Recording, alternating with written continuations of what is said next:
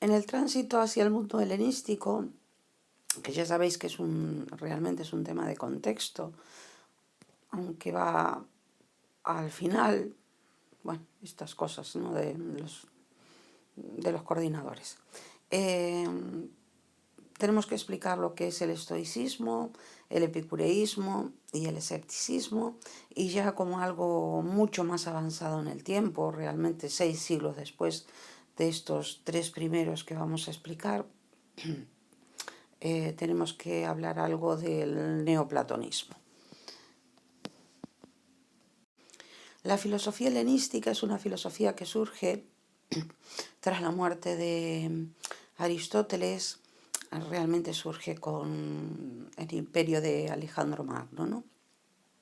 Y con cómo cambia toda la situación en el mundo griego, con el surgimiento y luego, digamos, la caída la caída con el desmembramiento, ¿no?, del imperio de Alejandro Magno.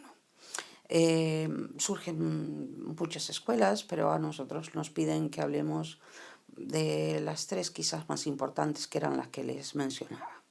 Estas escuelas tienen una preocupación fundamentalmente ética-política, y lo que hacen es buscar la liberación del dolor. Es obvio que unas escuelas filosóficas que buscan la liberación del dolor lo hacen porque en ese momento lo que se está dando es dolor, desconcierto en la sociedad. No están buscando remedio a algo que no existe, sino que todos los cambios que se producen en la sociedad están llevando a la gente a sentirse inquieta, desasosegada en esta época de crisis y de cambios.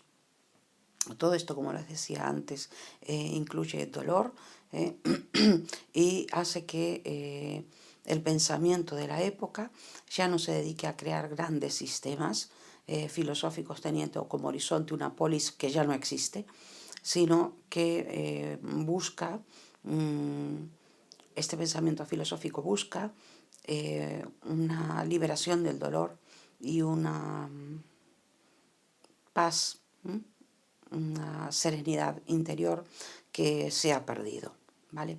De ahí que el ser humano sea el centro de la reflexión filosófica de estas escuelas. Hay que tener en cuenta también, aunque nosotros no lo vamos a ver, que se produce un auge del desarrollo científico que va a tener puntos y lugares destacados, como va a ser la Escuela de Alejandría, y también personajes importantes como va a ser Ptolomeo o Aristarco de Samos. En cuanto al estoicismo, que fue fundado por Zenón de Sitio, recibe este nombre por el lugar donde tenían su escuela, que era un tipo de arquitectura que había en el mundo griego, que se llamaban estoas, ¿vale? Bueno, de ahí el nombre de estoicismo. Ellos entendían, fijaros qué manera de huir de la disgregación de su forma de vida. Ellos entendían que todos los seres humanos debían ser ciudadanos de una misma ciudad, y con una misma ley. Y la única forma de conseguir esto, que todos, absolutamente todos los seres humanos, fueran ciudadanos de una misma ciudad y con una misma ley, sería que hubiera un cosmopolitismo. Por lo tanto, la polis se disgregó, pues ya no hay polis concreta de referencia. La ética que ellos van a proponer es una ética práctica, eudemonista. Aquí tenéis, el objetivo es la vida feliz. Ellos consideran que solo se puede vivir de una manera buena, lo cual te puede llevar a la felicidad, ¿no? Viviendo de acuerdo con la naturaleza, o sea, siendo virtuoso, fijaros, de acuerdo con la naturaleza, siendo virtuoso, y esto es siguiendo el deber al que nos incita, al que nos lleva el logos, la ley cósmica, viviendo, por lo tanto, resignados ante lo que el universo nos depara, ¿vale? Aceptando las cosas tal y como son.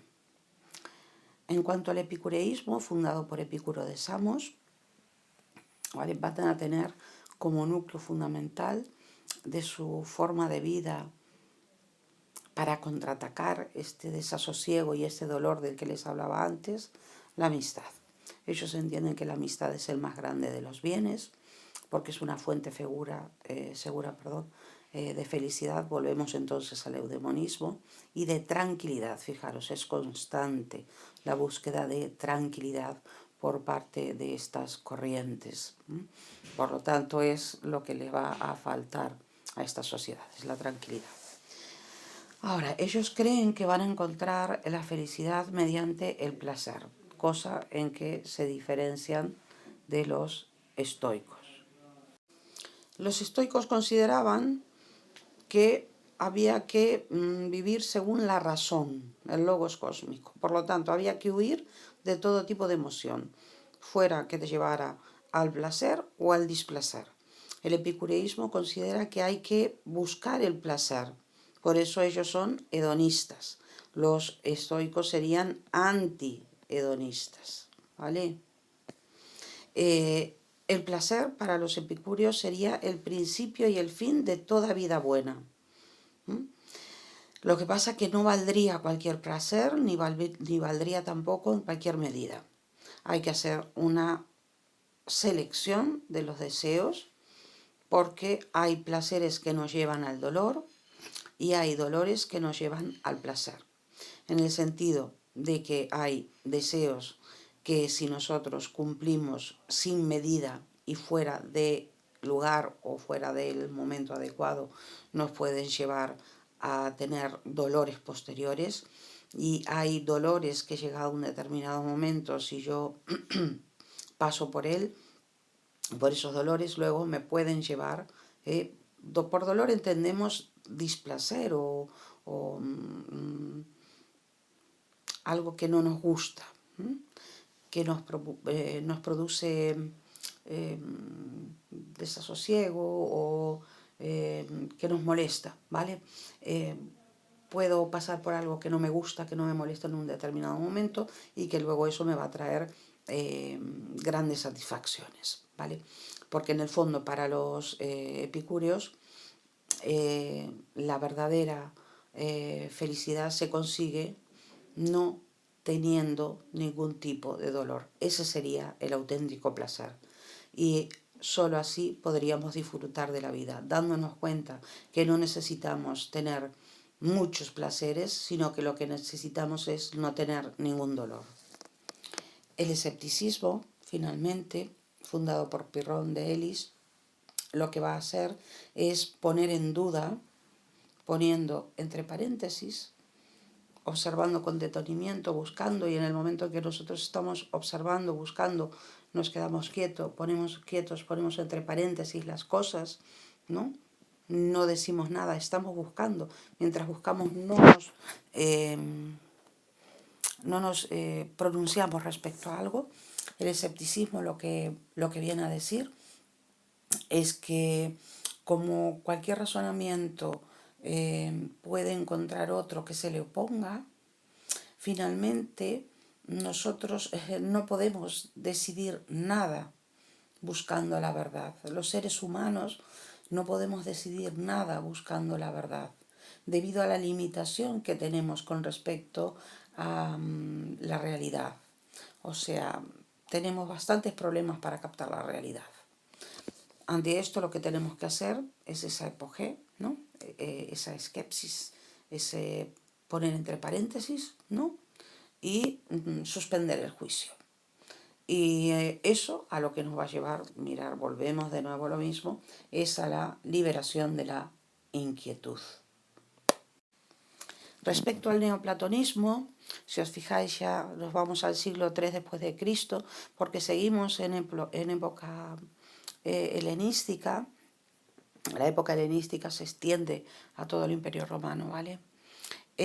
Lo que vamos a tener es un pensamiento que inspirado en Platón y con rasgos místicos, aquí lo tenéis, va a centrarse en pensar la unidad, ¿no? Y cómo desde la unidad, entendida como algo divino y entendida como el principio de la realidad, surge mediante un proceso que Plotino va a llamar emanación, el resto de las cosas existentes, que van a ser plurales, ¿vale? La idea de pensar la unidad y de pensar todo desde la unidad es que lo que define a los seres es que son dentro de la unidad y en concreto dentro de la unidad universal. Realmente las cosas carecen de existencia si no poseen de unidad.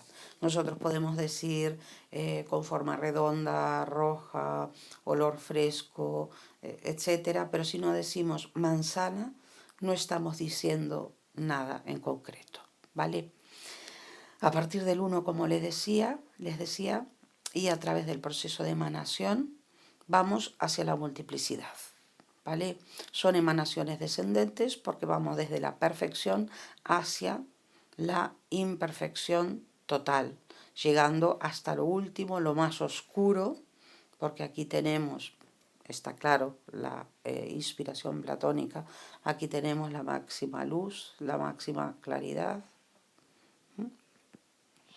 y aquí tenemos la máxima oscuridad. Por emanaciones descendentes nos vamos hacia la multiplicidad. Tenemos la inteligencia y tenemos el alma del mundo. Y finalmente llegamos a lo que es la materia, ¿vale? Que sería lo contrario del uno, que si os fijáis sería similar al bien de Platón. En ese sentido, podríamos hablar de que el cuerpo es el principio del mal, mientras el alma es el principio del bien. Recordar esto porque Agustín de Hipona, el cristiano, ¿vale?, va a ser neoplatónico y toda esta reflexión neoplatónica le va a venir muy bien para poder, digamos, darle un cariz, un matiz intelectual a sus creencias, ¿no?, religiosas. Solo el alma que posee el ser humano va a ser capaz de retornar hacia el uno. Recordar que esto es característico de Platón. Por favor, pensad en el mito de la caverna. Solo es el alma quien recorre, ¿no?, ese camino ascendente para llegar hacia el sol, lo más luminoso, etc. ¿Vale? Y esto va a ser misión del ser humano, que es la única que la tiene, y la filosofía va a ser quien impulse el retorno hacia el uno. Ya sabéis, entonces, quién, ¿no?, va a poder llegar hasta el uno bien, ¿no?, la auténtica realidad. Por lo tanto, ese va a ser el objetivo de la filosofía, impulsar el retorno hacia el uno, Dios, y hacia la contemplación divina.